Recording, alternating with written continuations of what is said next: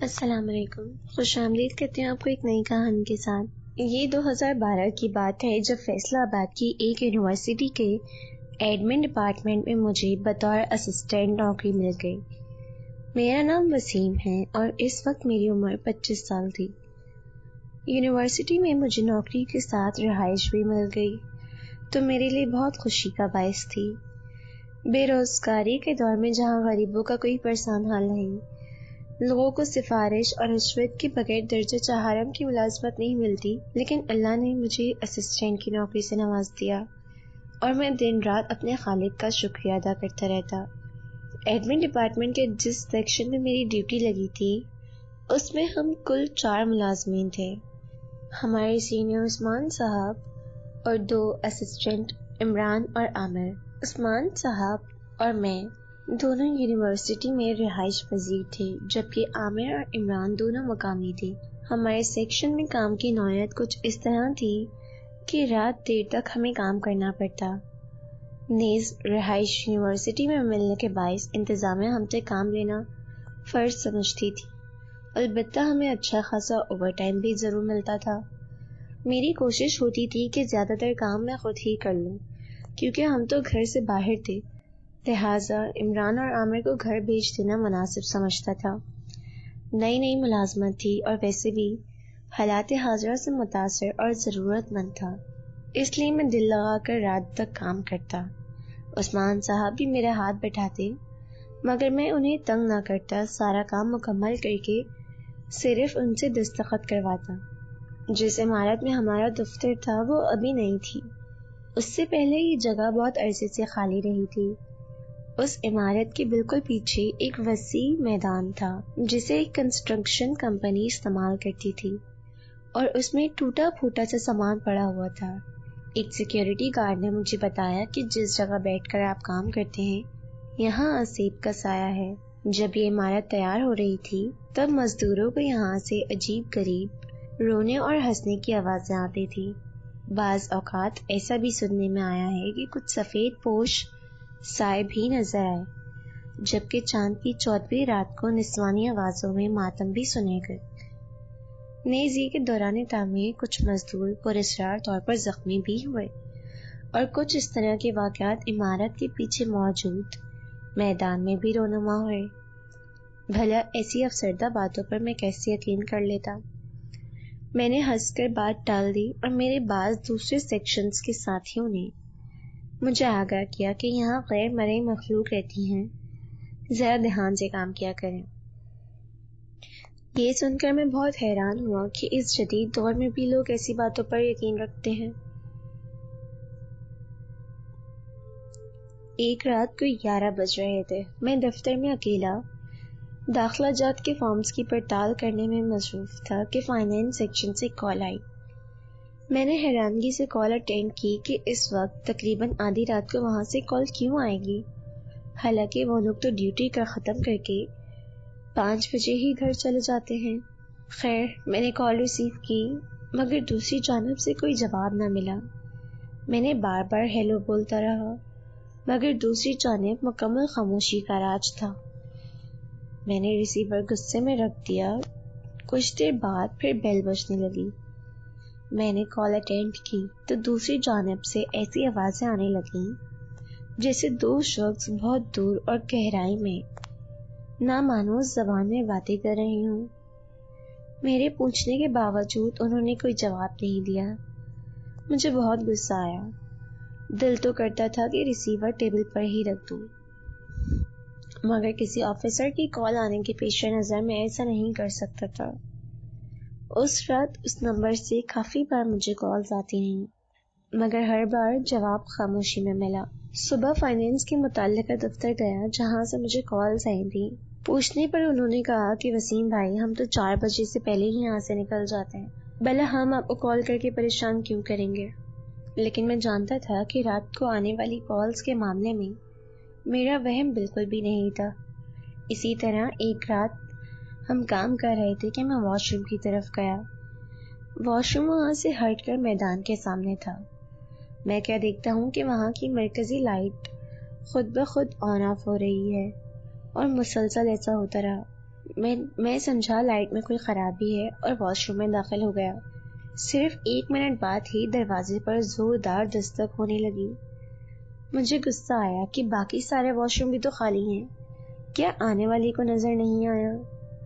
مجھے یقین تھا کہ میری کسی ساتھی کی شرارت ہے، مگر جب میں نے ان سے اس بارے میں بات کی تو انہوں نے صاف انکار کر دیا، بلکہ خود بھی اس واقعے پر پریشان ہونے لگے۔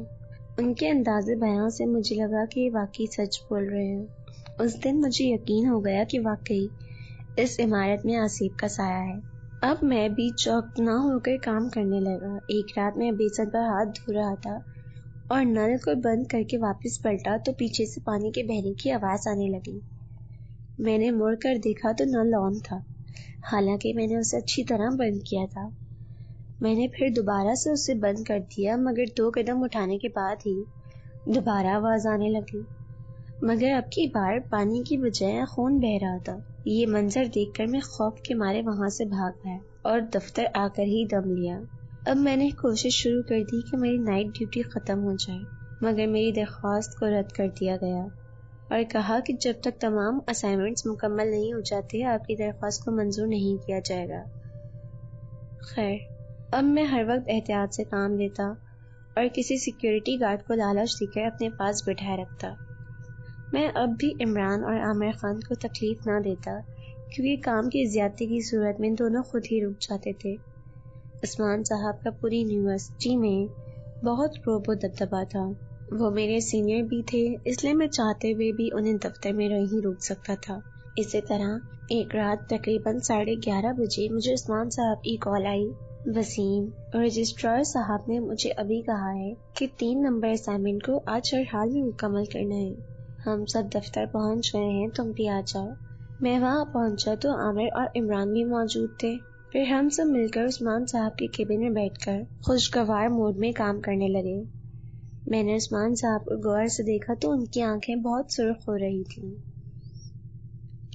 میں نے سوچا شاید نیند کی کمی کی وجہ سے ہے۔ عثمان صاحب نے عمران سے چپس، نمکو، کولڈ ڈرنکس وغیرہ منگوائے۔